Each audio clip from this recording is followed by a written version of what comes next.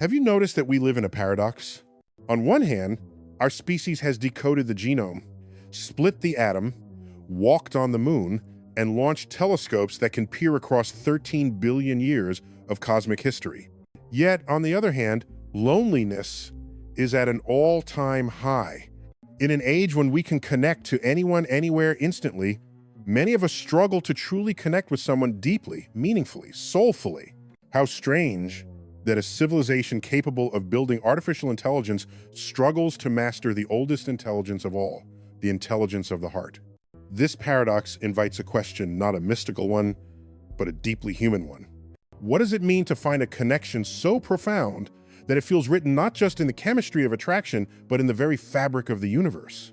People call this idea many things: destiny, soulmates, twin flames, or twin souls. Scientists might scoff at those words, calling them mystical fluff. But if you strip away the labels, what you're really talking about is one of the most scientifically verifiable forces in the cosmos: resonance. In physics, resonance occurs when two systems vibrate at the same frequency, amplifying each other's energy. When a singer's voice shatters glass, that's resonance.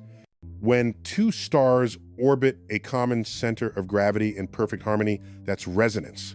When your heart races because you've just locked eyes with someone who seems to know you before you even speak, that's also resonance, just in human form. So perhaps the twin soul is less about mysticism and more about physics. Less about destiny written in the stars, and more about the natural laws that govern stars themselves. Now imagine this. Somewhere in the universe, a neutron star spins 700 times per second. It emits a beam of radiation, like a lighthouse, that sweeps across the cosmos. Billions of years away, another neutron star spins with nearly the same rhythm. When their beams align, when their pulses synchronize, it creates a cosmic duet so powerful that our telescopes on Earth can detect their heartbeat. Two stars, across unthinkable gulfs of space, speaking to each other in rhythm. If nature does this with stars, is it really so far-fetched to imagine that humans, built from stardust, might also fall into rhythm with one another? That is the essence of the twin soul. Not a fantasy, not a fairy tale, but a reflection of what happens whenever two entities, atoms, stars, or people, find themselves in resonance. Now, let's talk about the first enigmatic sign of such a connection. It begins with synchronicity. You've experienced it. Maybe you thought of someone, and they called you moments later. Maybe you kept encountering the same book, the same number, the same song, until you couldn't dismiss it as coincidence. Scientists, of course, will tell you this is confirmation bias, that your brain is wired to find patterns even in randomness. And that's true. But here's the thing. The brain's ability to find patterns is not a flaw. It's our greatest evolutionary asset. Without pattern recognition, we would never have learned to track the stars, plant crops, predict the seasons, or navigate oceans. So when your brain lights up at these so-called coincidences, maybe it isn't fooling you. Maybe it's alerting you to an underlying rhythm, a hidden geometry of connection. Think of it like quantum entanglement. Two particles, once connected, behave as though they are still linked even when separated by vast distances. Measure the spin of one particle, and the other responds instantaneously faster than light, faster than causality, as we understand it. Einstein famously called it spooky action at a distance. Yet it is one of the most rigorously tested truths in modern physics. Now imagine if human beings, bound together by shared experience, shared emotion, or perhaps even shared biology, carry a trace of entanglement too. Perhaps when you think of someone and they think of you, it's not woo-woo nonsense. It's resonance across the invisible threads that bind us all. The second sign unfolds not in waking life, but in dreams. Dreams are not just random movies your brain plays at night. Neuroscience tells us that dreams are rehearsals for survival, simulations where your mind tests scenarios, solves problems, and processes emotions. But sometimes, dreams carry a weight that feels different, like a message or a meeting. You wake up not refreshed, but shaken, moved, haunted by an encounter that felt more real than reality itself. Now, imagine this. Every night as you sleep, your brain generates electrical waves that ripple across billions of neurons. In some sense, the dreamscape is the most advanced virtual reality simulator in existence, running every night in the theater of your mind. But here's the kicker.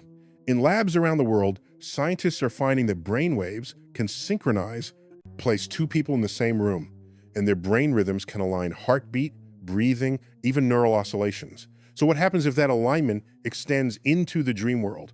Could two people profoundly connected share overlapping dream states? Could the unconscious itself be a meeting ground? If so, then those vivid dreams of your twin soul are not illusions. They are testaments to the brain's extraordinary ability to bridge inner and outer worlds, to take the language of neurons and translate it into the poetry of human connection. And so we come to the third sign, telepathy, or at least something like it. Now, don't get me wrong. I'm not suggesting that people can beam fully formed sentences into each other's skulls, like in a science fiction novel. But science has shown, time and again, that emotions are contagious. Put one anxious person in a room, and the whole room becomes tense. Put one laughing person in a crowd, and the laughter spreads like wildfire. In neuroscience, they call this mirror neurons. When you see someone smile, your brain activates the same regions as if you were smiling yourself. You literally mirror their state. So when two people are deeply connected, when they've spent enough time entangled in each other's emotional orbit, it shouldn't surprise us that they can sense what the other is feeling even before a word is spoken. Call it telepathy if you like. I call it empathy operating at the speed of thought. But the most powerful sign comes not from dreams or thoughts, but from energy itself. Now, I don't mean energy in the vague sense of vibes or auras. I mean energy in the strictest scientific sense, the capacity to do work. Every cell in your body runs on energy. Every heartbeat, every neural spark, every breath you take is an exchange of energy between you and the cosmos. When you meet someone who feels like a twin soul, you know it because your energy changes, your metabolism quickens, your dopamine spikes, your oxytocin, the bonding hormone, flows. This is not fantasy. This is chemistry. This is biology. And yet it feels like magic because at Island. It is the magic of being a 100 trillion cell organism whose atoms were forged in ancient stars, suddenly finding another organism whose atoms hum at a frequency that amplifies yours. That surge you feel when they walk into the room, that is physics, chemistry, and cosmic poetry colliding in the theater of your body. And the signs continue, unfolding like chapters in a story written across both the sky and the human heart. But notice something. Every so-called mystical sign has a scientific counterpart. Synchronicity reflects pattern recognition and entanglement. Dream meetings reflect the synchronization of neural states. Telepathy reflects empathy and mirror neurons. Energy shifts reflect biochemistry and resonance. Science doesn't destroy the poetry of the twin soul, it enhances it. Because it shows us that these connections are not just fairy tales, but echoes of the same principles that shape galaxies, atoms, and the space between. So here is the paradox once again. We are a species that has mapped the DNA of life, but we are still learning how to map the DNA of love.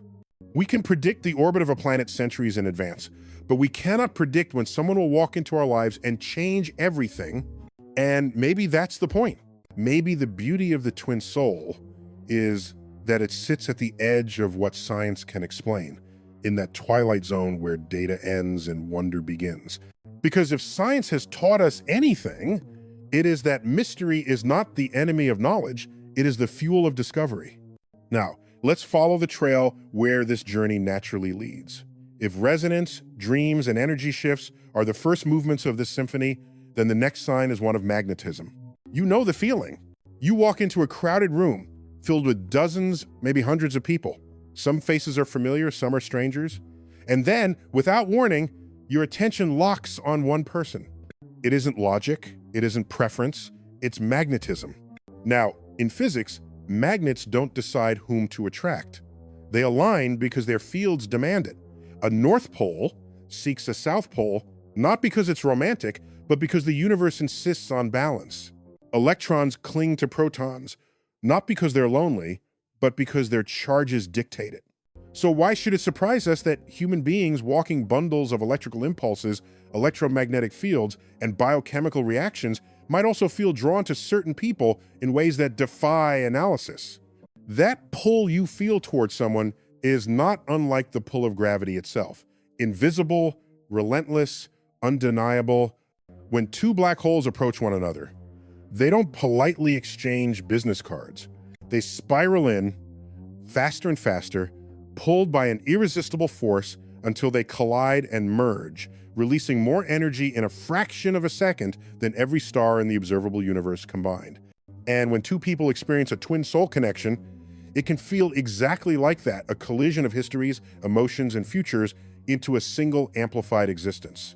The universe has always been magnetic. So are we. Another sign emerges in the aftermath of such encounters: awakening. Awakening is a word that gets thrown around in spiritual circles, but here I want to ground it in science. Imagine this. For most of human history, our species believed the Earth was flat, the sky was a dome, and the stars were fixed, lights hung in place for our benefit. Then along came Galileo, Copernicus, Kepler, people who dared to look again. They awakened us to a deeper reality. The same thing happens when you meet someone who feels like a twin soul. Suddenly, what once seemed ordinary about life becomes extraordinary. You begin to question things. Why am I here? What is the purpose of all this? Why does this person's presence peel away my assumptions about myself? That questioning is not mystical, it is cognitive. Neuroscience shows that new emotional experiences literally rewire the brain. Synapses strengthen, new pathways form. Meeting someone who awakens you is, in the most literal sense, an upgrade of consciousness. And with that awakening often comes humility.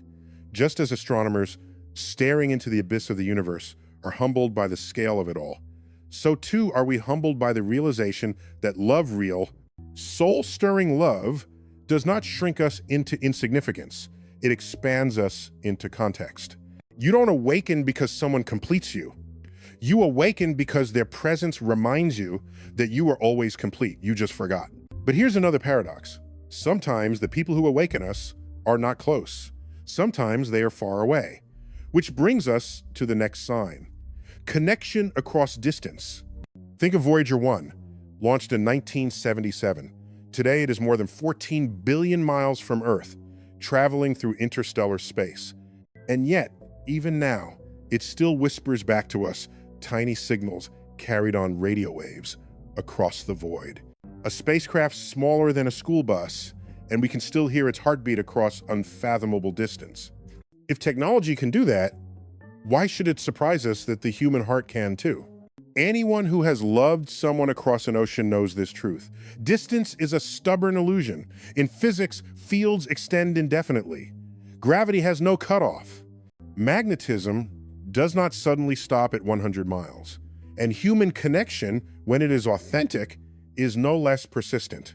So when you feel someone's presence, even when they are far away, when their absence still fills the room, perhaps you are not imagining it.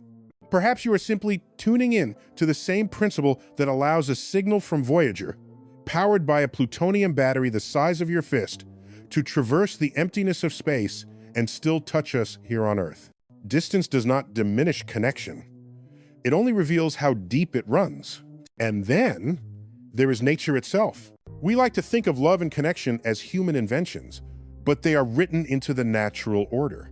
Watch geese flying in formation, each bird drafting off the one in front, reducing air resistance, creating a rhythm that conserves energy for all. Watch two penguins trade roles, one keeping the egg warm while the other braves the frozen sea for food. Watch wolves hunting in coordinated silence, their movements almost telepathic. Nature is filled with twin soul metaphors, because nature is filled with partnership. Consider this. When two atoms of hydrogen meet one atom of oxygen, they form water, something altogether new, something more powerful than the sum of its parts. Without that bond, there would be no oceans, no rivers, no life. So when you find someone whose presence feels elemental, it is not just poetry, it is chemistry, biology, ecology. It is the same story the Earth has been telling since the first molecules danced together in the primordial soup. Nature reminds us that love is not an exception to the laws of the universe. It is their most exquisite expression. Another enigmatic sign lies in memory not just of this life, but of something that feels older. Have you ever met someone new, but felt you had known them forever? Scientists might explain this as déjà vu, a misfiring of neural circuits that confuses the present with the past. But I think there's more to it. In physics, we know that particles carry memory. Electrons remember which slits they pass through in a double-slit experiment. Quantum systems carry histories that shape their behavior. So why not us? When you feel ancient familiarity with someone, it may not mean you literally shared a past life, but it may mean that the echoes of your own lived experiences, your own patterns, your own stories line up so perfectly with theirs that the resonance feels timeless. It is less about reincarnation and more about recognition.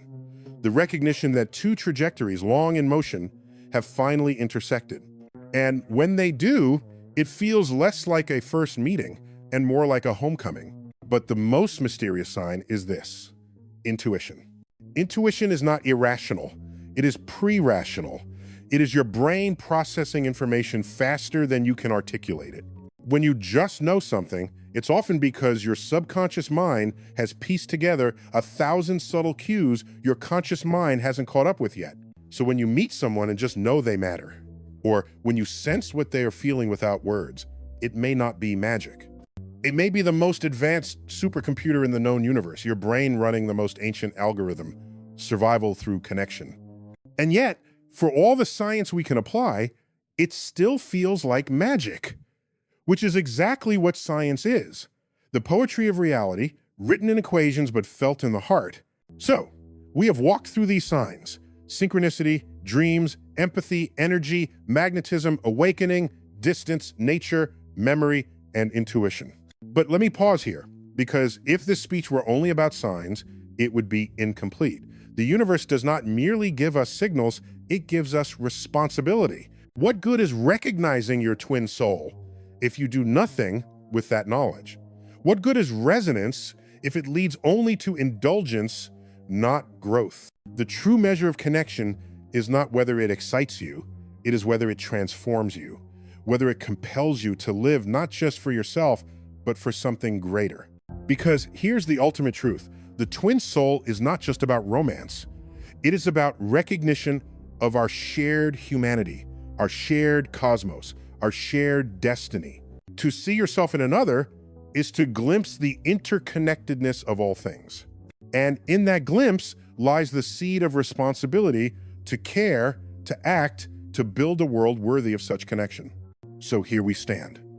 We've explored synchronicities, dreamscapes, empathic bonds, energy shifts, magnetism, awakening, distance, nature, memory, and intuition. 10 signs that, when woven together, form something greater than their sum, the tapestry of human connection. But what do we do with it? Because if the universe teaches us anything, it is that knowledge without application is wasted potential.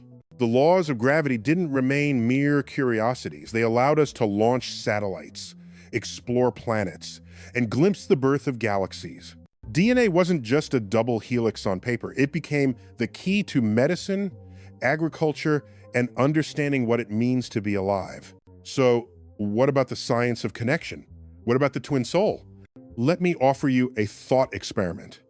Imagine Earth seen from orbit, not as a flat map divided by borders, but as a fragile blue sphere suspended in darkness.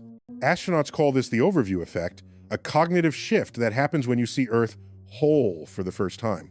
Suddenly, national boundaries mean nothing.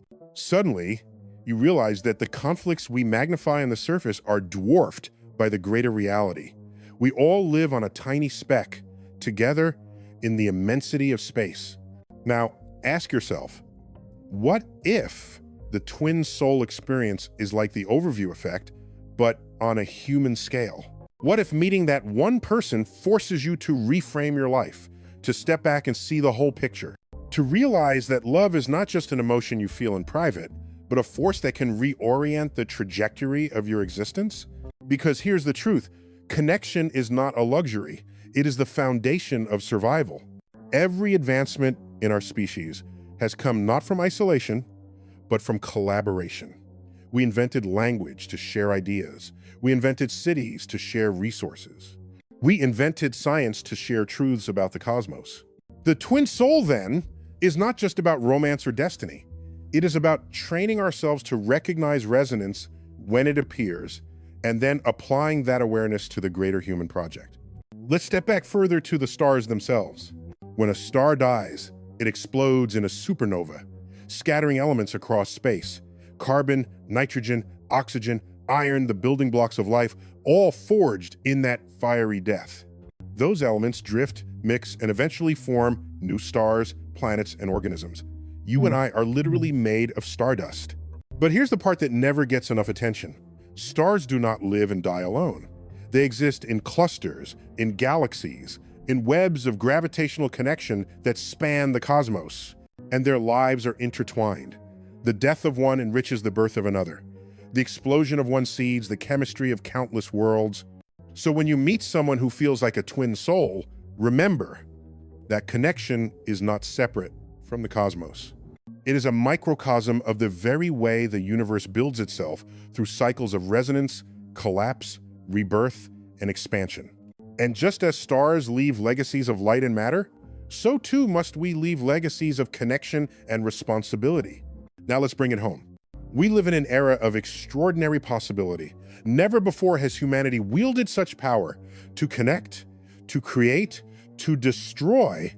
We can alter the climate, rewrite the genome, and peer to the edge of the observable universe.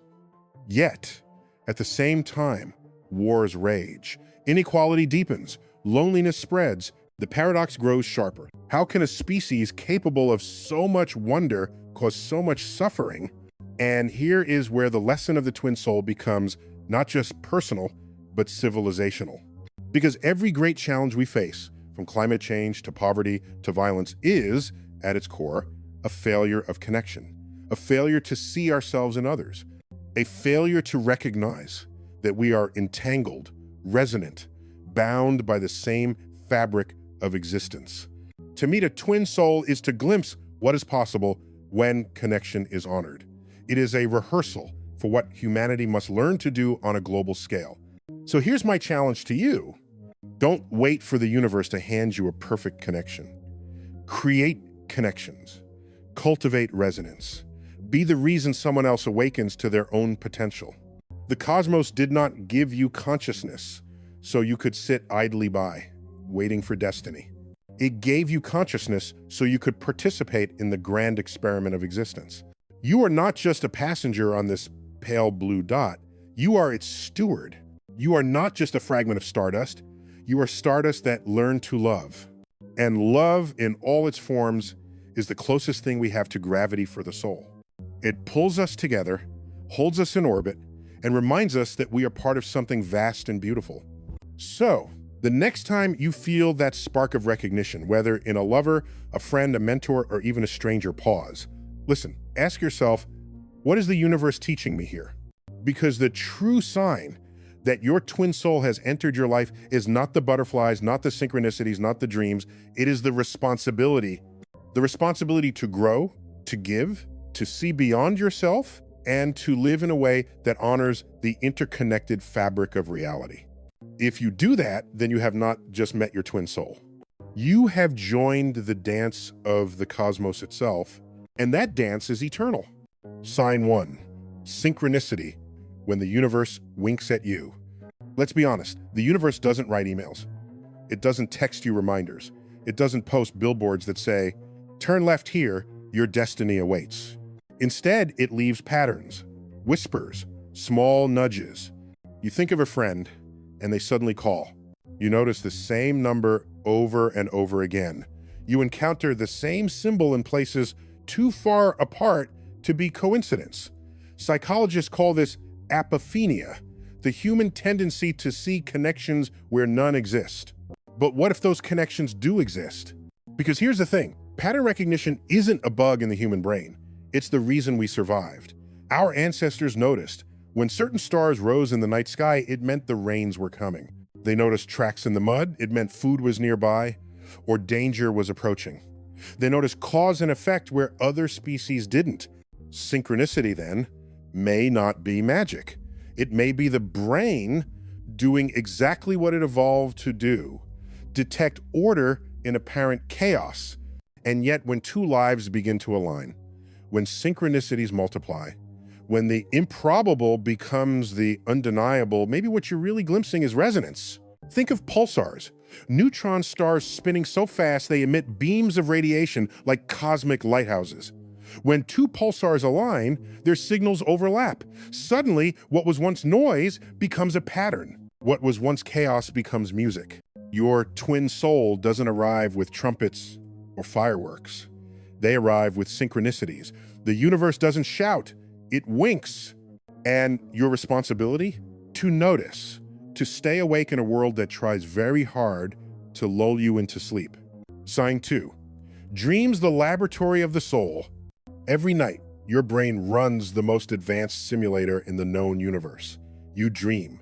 Neuroscientists tell us dreams help process emotions, test survival strategies, and consolidate memories. In other words, dreams are nature's rehearsal room. But sometimes, dreams feel like more than rehearsal. They feel like messages, meetings, reunions. You wake up with the unmistakable sense that someone was there, someone who mattered, someone who lingers even when you open your eyes. Now here's the science. Studies show that when two people share deep bonds, their physiology begins to synchronize. Heart rates align, breathing rhythms align, even brainwave patterns align. So what if that synchronization doesn't end when you fall asleep? Picture two pianos in the same room. Strike a note on one and the other begins to vibrate. Not because anyone touched it, but because the frequency carries across the air. That's resonance. Now, imagine two minds, attuned by shared experience, vibrating across the mysterious bridge of dreams. When you dream of someone, especially with vivid intensity, perhaps it isn't fantasy. Perhaps it's resonance echoing across the subconscious. And here's the deeper lesson. Dreams remind us that reality is not confined to the physical. That meaning can live in symbols, emotions, archetypes. To dismiss them as just dreams is like dismissing the stars as just lights. Dreams are data, emotional data, cosmic data. Your responsibility to listen, to translate, to ask, what is this dream teaching me about myself, about connection, about what matters? Because sometimes the universe speaks most clearly when your eyes are closed. Sign 3, telepathy, the science of silent conversations. People like to romanticize telepathy, the idea that one mind can beam thoughts into another across the void. Science, of course, raises an eyebrow. No evidence supports full-blown telepathy. And yet, we already live in a world where minds communicate invisibly. Your phone, after all, takes the electrical activity of your brain, transformed into sound waves by your vocal cords, into binary code by a microphone, into electromagnetic signals by a tower, and delivers it into the ear of someone halfway across the planet. Telepathy, but with infrastructure. But there's a more natural form too, empathy. Mirror neurons in your brain fire not only when you perform an action, but when you see someone else perform it. When you watch someone stub their toe, you wince not because your toe is injured, but because your brain rehearses the experience as if it were. In relationships, this mirroring deepens. Couples often finish each other's sentences, anticipate each other's needs, or sense emotions without a word being spoken. Is this telepathy? Not in the science fiction sense, but it is communication without speech. Even physics has analogies. Quantum entanglement shows us that particles once linked behave as if distance doesn't exist. When you measure one, the other responds instantly, no matter how far apart. Einstein called it spooky action at a distance.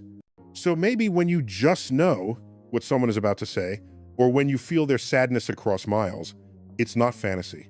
It's resonance operating faster than words. Your responsibility? To use this gift ethically. Silent conversations are powerful, but like any power, they can be distorted. Instead of assuming you know someone's thoughts, use your empathy as an invitation. I sense something, am I right? That's how resonance becomes, not illusion, but truth. Sign 4. Energy when the universe moves through you. Let's demystify a word that often gets misused. Energy. Energy is not a vibe. Energy is the capacity to do work. It powers every heartbeat, every neuron firing in your brain, every thought you've ever had. The ATP molecules in your cells were once forged in the burning core of stars. When you feel alive in someone's presence, that's not woo-woo, that's biochemistry. When you meet a person whose presence sparks you, your dopamine and oxytocin levels surge. Your nervous system ramps up. Your cells literally alter their chemistry in response. That's not just a crush. That's physics, chemistry, biology, and evolution working in symphony. But here's what makes it cosmic.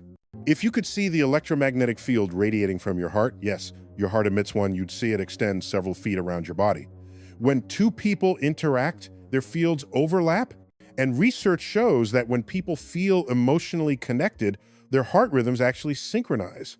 Think about that. Two separate organisms beating to the same invisible rhythm, like two stars caught in orbital resonance. The lesson? Energy is not metaphorical, it's measurable. And when two lives intersect in resonance, the shift you feel is as real as gravity. Your responsibility? To notice how you affect others energetically. You are not neutral. Every interaction is an exchange. Ask yourself, am I amplifying someone's energy or depleting it? Am I a black hole or a star? Sign 5. Magnetism, the pull that defies logic. If you've ever felt pulled towards someone in ways you can't explain, you've experienced magnetism. Now, real magnets don't choose what to attract. Their fields do the choosing. Opposites align, north meets south, because the laws of physics demand it. The same is true for gravity. Mass attracts mass. The Earth doesn't decide to orbit the Sunday. It does so because the universe is wired that way. So when you meet someone and feel pulled beyond logic, beyond preference, maybe it's not mystical destiny. Maybe it's the same principle scaled into biology and psychology. Think about black holes. They bend space-time itself, drawing everything inward. Or think of galaxies spiraling into elegant arms because of the gravitational dance of billions of stars. Magnetism and gravity are the architects of structure in the cosmos. So too with human connection. That pull you feel is the invisible architect of your inner universe, drawing you into new orbits, reshaping your trajectory. But here's the paradox. Magnetism doesn't guarantee harmony. If two magnets are aligned the wrong way, they repel. If two celestial bodies collide too directly, they destroy one another. Connection is not enough. Alignment matters. Your responsibility? To discern. Not every magnetic pull is meant to be followed. Some lead to growth, others to destruction. The cosmos teaches us this: attraction is natural, but balance is wisdom. Sign 6. Awakening the universe hands you new eyes. When Copernicus suggested the Earth revolved around the sun, he didn't just rearrange the solar system, he rearranged humanity's sense of itself. Suddenly, we weren't the center. We were orbiters, part of a system larger than our imagination. That revelation was painful for some, liberating for others, but awakening always feels that way. Meeting a twin soul can be the same. It's not about completing you. It's about shattering the illusion that you were ever incomplete. It's like Galileo's telescope. Once you've looked through it, you can't unsee what's there. On a neurological level, awakening is real. Strong emotional experiences release neuromodulators that literally rewire your brain. Old patterns dissolve, new pathways form. You think differently, see differently, live differently. And here's the cosmic parallel. Galaxies themselves awaken. Gas clouds collapse under gravity. Igniting nuclear fusion, a star is born. And that star illuminates everything around it. So it is with you. The recognition of a twin soul ignites a star within you. Suddenly, your inner universe has more light. And the question is, what will you illuminate with it? Your responsibility? To use your awakening not as a pedestal, but as a lantern. Shine the light, yes, but shine it outward, where others are still stumbling in the dark. Sign 7. Connection across distance gravity doesn't care about miles. In 2015, scientists detected gravitational waves for the first time.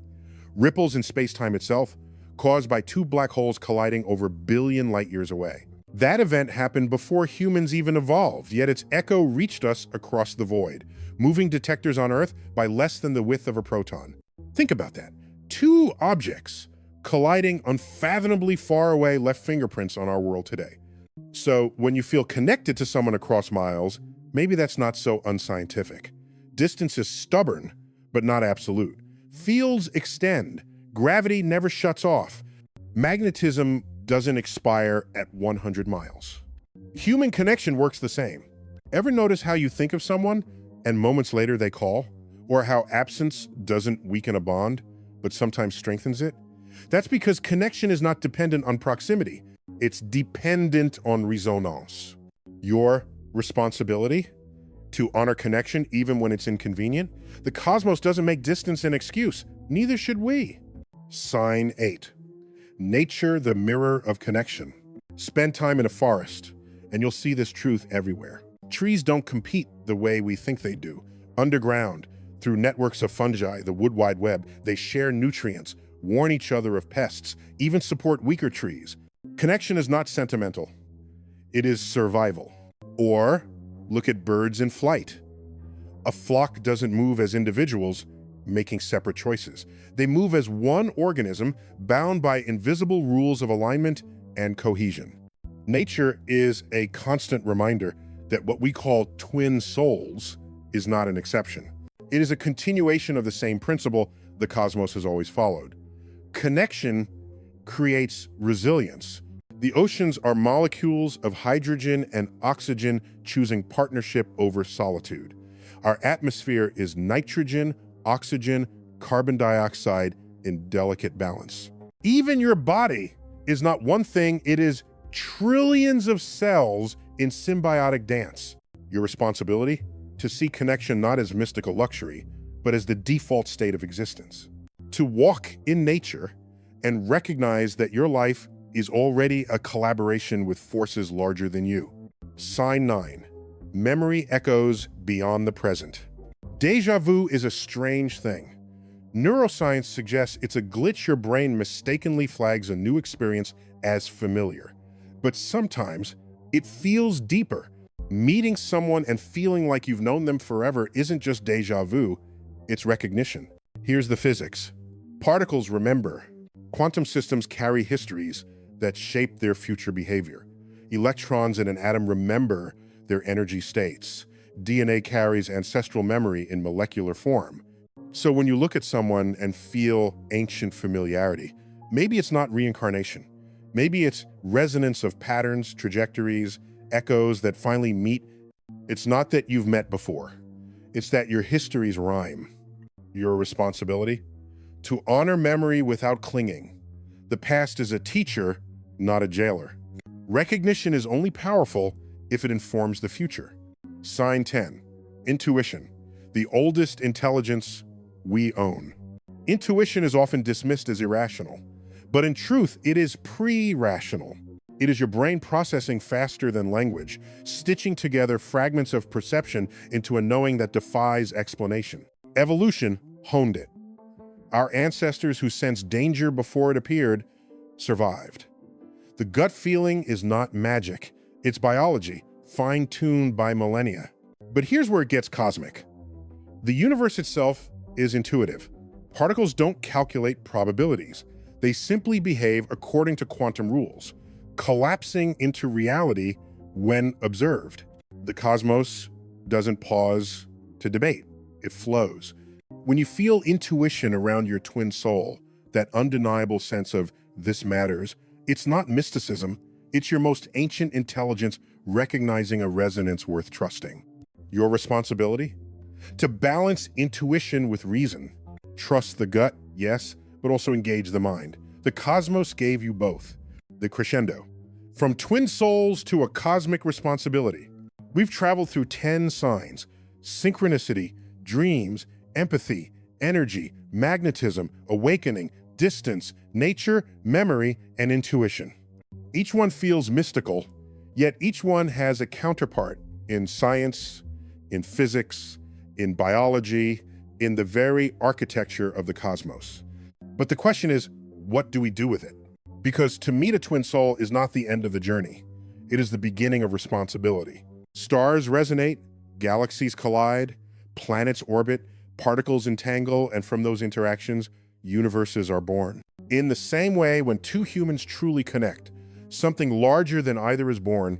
It could be a family, it could be a community, it could be a movement, it could be a world that finally learns that love is not sentiment, it is structure. The cosmos does not waste resonance, neither should we. So when the signs appear, when synchronicities nudge you, when dreams awaken you, when energy floods you, when intuition speaks pause, recognize the gift, and then ask the only question that matters. How will I live differently now that I've seen this truth? Because the real sign that your twin soul has entered your life is not the butterflies. It is the responsibility to live awake, to live connected, to live as if the universe entrusted you with the care of another fragment of itself. And when you do that, you discover the deepest truth of all. The twin soul is not just about two, it is about all. It is about remembering that we are, each of us, atoms of the same cosmic body, stardust that learn to love, and in that love, perhaps, lies the next great awakening of our species. And so, when we talk about twin souls, we are not really talking about destiny or mysticism or fate written in the stars. We are talking about something far grander, the recognition that the universe itself is built on connection, that stars are born in clusters, not alone, that galaxies dance in spirals, not in isolation, that atoms form molecules, and molecules form life, and life forms consciousness capable of love. So when you meet someone who resonates with you so deeply, it feels like the cosmos itself conspired to make it happen. Maybe it did, because you are not separate from the cosmos. You are the cosmos, thinking, feeling, loving, reflecting on itself. The real sign of a twin soul is not the synchronicities, not the dreams, not the magnetism. The real sign is what you choose to do with that recognition. Do you grow? Do you give? Do you live as if you are entrusted with a fragment of the universe itself, embodied in another human being? If you do, then you're no longer just two people finding each other. You become a living reminder of what is possible when the universe remembers its own unity. And perhaps, just perhaps, that is the message we are meant to carry forward.